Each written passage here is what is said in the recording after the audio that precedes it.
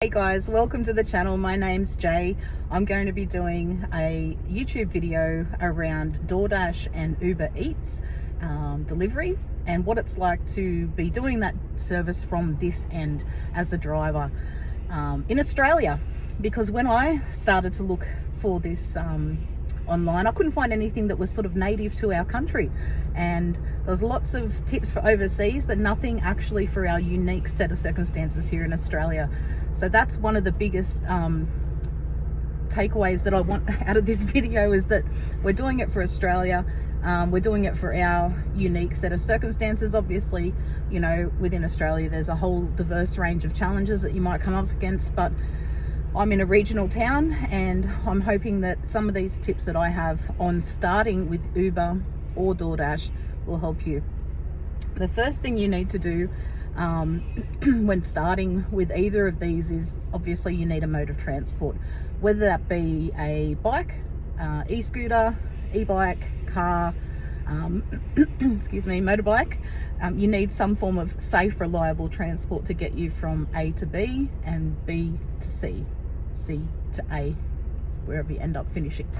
For that, I use my car. I don't have an expensive car. You don't need anything outlandish or expensive, or you just need it to be safe and reliable. Most importantly, safe, because you want to be able to get where you need to be and you want to stay alive. So that's the main objective here. And you want to keep other people safe, and you want to have, you know, good timely service. So having a safe, reliable car. My car is very basic. It's a second-hand older model car. In Australia, you know, we have quite an array of second-hand cars, and they're usually under $5,000. For that price point, you need to be wary of tires, headlights, brake lights, interior lights, blinkers, all those things that you need to know that they all work, but we'll go through that a little bit later in the video. Secondly, you want to get your IDs ready. So you need your birth certificate, you'll need your driver's license, you'll need your rego papers. They're the three top things that you're going to need. You'll also probably need a Medicare card, because I think you need a secondary form of ID. You can use my referral link for both both Uber and DoorDash. So you'll get with Uber, I think that you might get a bonus once you reach, it's something like 50 or 200 deliveries. They do change their promotions. For me, I do transparency purposes, because this is more about you than it is me.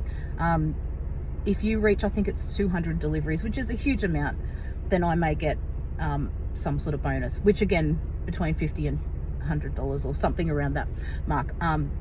These fluctuate, so I'm not quite sure, but you can just have a look at the promotion at the time. So, and it does, like I said, they fluctuate, so they change. DoorDash, same deal. I'll link my link. So if you follow that link through, you'll actually, hopefully, if there's still a promotion, I'll get a bonus when you sign up. So it can be really handy for you to use a referral code when you're signing up too. I also want to talk through, once you actually get onto these pages, how we're going to use the app, and I'll do Uber Eats first, and then I'll do the DoorDash. While we're on the topic of starting up, you will need to get an ABN number. You just get that through the Australian Taxation Office. It's really quite a simple process. If you Google ABN Australia, how do I get an ABN? Don't click on the first link. Have a look, because a couple of those first ones are just going to be ads. I've had a few friends click on them and go, oh, these are asking me to pay. Do not pay for an ABN. Does not cost you anything to have an ABN. You just need to click through, and you need to answer the questions. Once you get onto the ATO.gov website, you need to answer it, so basically that you need an ABN. So you need to answer the questions accordingly to answer that you do need an ABN. Other than that, there is a few other bits and pieces that you need to have ready. Like I said, your driver's license, you'll need your rego, whether that be or your mode of transport. Once you've signed up and you get to the stage of looking at delivering, you'll need to complete 1 or 2 modules, which are very, very basic. Click next, yes or no type answers, or pick 1 out of the 3 very obvious answers to get access to the apps and to be able to deliver safely. It's just a precautionary thing I think Uber and DoorDash do. So once you've got the bags all sorted, it might be a good time to have a bit of a look through. Also on there I have some links to HiVis stuff that I use. I use a Sash, a HiVis Sash in summer, or a vest in winter, unless I'm wearing a HiVis jacket. I've put the links for all the ones that I recommend in the description, so you can have a look. Just driving in inclement weather, today it's really cloudy, and I will have my either wrist straps or my body sash on, which can actually carry stuff as well. It's really handy. But I think it's really important to be able to be seen in this type of work. You don't want to be hit by cars. We're crossing a lot of roads, we're going in and out of businesses, we're going into houses, and especially at night, these have got high vis, so they're reflectors, and they're quite bright, so it keeps you visible, keeps you safe on the road. It's really important. Yeah, the other thing that I recommend, and I don't have in my car because I've been using 2 cars, and my other one, my head torch is on charge as a head torch, so I'll put a link in the description for the one that I use. I also use just a normal torch, has 3 brightnesses and a flasher. It's quite heavy, so if you had to use it to keep yourself safe, it's able to be done for that purpose too. This is also a rechargeable torch, but it takes batteries too, so it's got a little rechargeable spot in there, as you guys can see. And I'll link this one, or as close as I can to this one, in the description. Another thing that I recommend while you're out and about, in my other life, I work in healthcare, so this is why I have access to these, but I will link something similar to this in the description. These are so handy. Clip them on your pants, whatever. You go from job to job. We're about to come into winter in Australia here at the moment. You do not want to be getting sick. And it does recommend in both Uber and DoorDash apps to sanitize your hands from one delivery to the next, so we're not transferring germs across. Fuel up at the servo, sanitize. Accept an order, touch somebody's hand, accept change, sanitize. It's just this type of economy. It's so tricky as well, because when you're sick, nobody's going to give you sick days, so you've kind of got to, it's on your onus to keep yourself well. Having some sanitizer in the car, must do. Clip it on your pants. I've also usually got one connected to me. I'll show you guys later how I connect my bag. I've got my own personal carry bag, like a handbag, women's bag that we carry our purse and bits and bobs in. I carry that in a fluoro bag, and I also clip it into my seat belt on my passenger side. I stuff it down between the 2 seats, so it's right next to me, right here where I put it. And I do that because when you're hopping in and out of cars quite regularly, it's easy for somebody to jump in and grab your bag. So even though I'm very mindful to be aware of my surroundings, it only takes that one person who's just so quick to grab your bag and run. You're already looking after other people's, potential groceries or deliveries. You just don't want to be chasing someone down for your handbag as well. So always clip it into the seatbelt, and tuck it in behind. If you want to do extra, you can, your little hook. If you've got a hook, some people just have a bath to move their seat forward and back. You can hook it around that hook if it's got a hook there too. Make it extra hard. If they go to grab it, they can't just run off with it. That's just something I like to do. My car isn't a central locking car. I don't have a beeper. I've got to actually open the car. It's old, so I've got to independently go around the other side, and if that door was open, I can't just press the button and lock it if somebody shady walked up. So that's just one to keep in mind too, for those people out there that carry extra stuff on them, or if they've got the bag, if you can't carry it in your pocket, like your wallet in your pocket. That's just a little tip that I do. Always keeping the car tidy. While we're in the car, let's talk about it. Blinkers, check that they work. Get a friend to stand behind you, in front of you. Check left and right blinkers work on both sides, front and back. Check your high beam, low beam and parkers work. Check your driving lights and brake lights work. So your on lights that are on are separate to your brake lights when you illuminate when you hit the brake. Make sure your car's got all the coolant, like that's right level. Check if you've got clutch fluid, brake fluid. Check all the fluids. Make sure that power steering fluid, make sure that's all good. Yeah, just make sure all your levels are within range. Get familiar with checking your oil. There's going to be a lot of stop starting, so this is a very different it's different pressure on cars because you're stop hot and cold. It's, if cars are running, it's less stress on them, but because of the stop off on off, it can put extra strain on the car. So just being mindful of that, keeping your oil up, keeping your services up, keeping an idea of when your last service was. My car has got 229,000 kilometers and 225, so I usually do them between every 5 and 7, so it's actually due for a service coming up very soon. So I need to start budgeting for that and include that in my per kilometer math that I do. Generally, I don't accept orders under $1 a kilometer. That's just my standard rule. And I try and work out how much the running costs of the car are per kilometer, which is hard when you haven't been doing it until you do it for a year. Every car's going to be a little bit different, but I try and work out, you know, around 30 to 35 cents. That's what I put my mental sort of fuel, rego, that's what I look at per kilometer. Okay, that's what it's going to math out to be approximately to run this car. So I want to make sure that that rest of that is going to be viable for me, because otherwise I'm working for nothing. There's no limit of how long or short your shifts are with these guys, either of them. You can do on and off, press the app on, turn it on and then turn it off. There's no rules for how long you have to do it. You can change your mind halfway through it. You can schedule with DoorDash, you can't with Uber. So there's a few differences in the apps, but once we get onto the home screen, I'll show you how that's going to work. So yeah, that's a little bit of a starting in the car.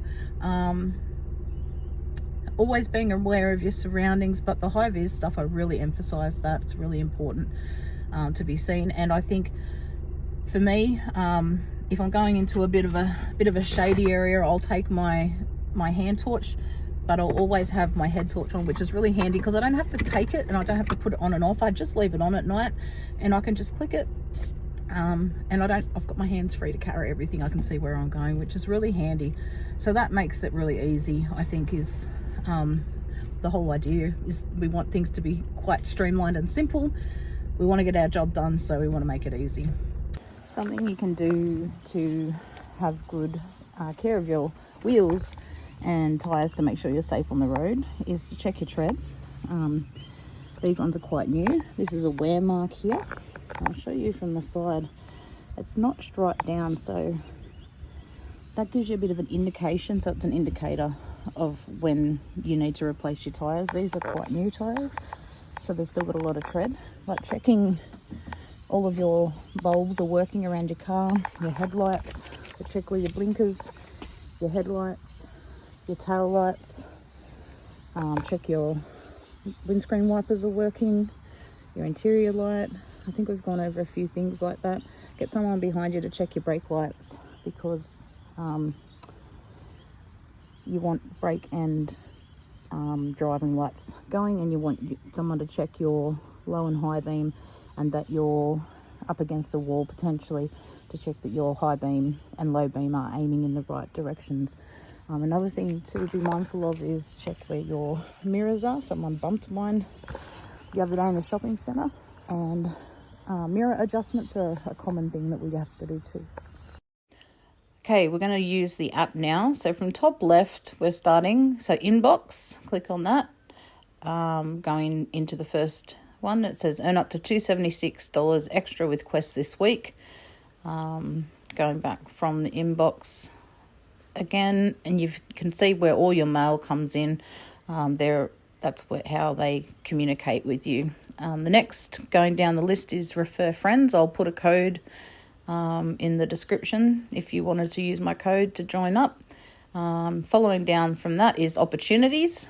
Opportunities are like what the quests are. So they've got an example of $15 if you complete 3 trips. Earnings. This is where you find all the information about what you've earned for the week and previous weeks.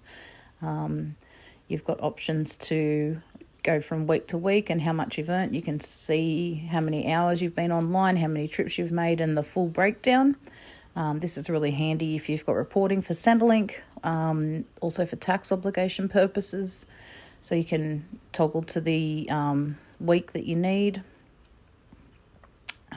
It shows your payout, how you've taken the cash, and Uber lets you have up to 5 cash outs a day, which is really handy if you need to get fuel or something to eat. This is their rewards program. They've got a few different levels. I haven't been doing it a lot, so I'm still on green at the moment. Ratings. This is where you find your ratings, satisfaction rate. So it gives you all different options. So you've got gold rewards. They've got the discount at Super Cheap, the fuel savings, all different options there. So the more you do it, the more you get bonuses, I guess. Okay, from here we're going to move back into the Uber Eats Pro section. In here you find all the rewards. You get Optus discounts, percentage off Bridgestone tyres, percentages off QuickBooks for tax, 10% off Super Cheap Auto, which is really quite good. Now we'll move back into the wallet section. This is where you see what you're getting paid out. We'll go back into the Work Hub. This is where you can select to do your pack and delivers and other package deliveries. This next section is pretty self-explanatory. It's the driver requirements by Uber, so you can complete it all. The next section we're going to go to is payments. It's where you put your bank account details in for Uber to pay you once a week, unless you cash out prior. This is your Plus card. This is where you do the pay for with the shop and deliver, if you do shop and deliver for customers. Tax information. This is an important section to find your tax summaries, to download your invoices, all of those bits and pieces to keep track of what you've earned. You can find it all in that tax summary department. It also allows you to click and go into each month by month that you've worked. From here, we're going to have a look into the insurance. Uber has insurance by Chubb Insurance for Uber Eats drivers. I'd recommend you have a look at that for your unique circumstances. This next section is the Privacy Centre. You can submit a privacy inquiry or request a copy of personal data that Uber keeps. In the Security tab, you can edit your gender info or remove your gender information altogether. So now toggling to the App Settings tab, the first option you can see is Sound and Voice. It gives you options like how loud you'd like the voice navigation, reading messages to you, and announcing trip events.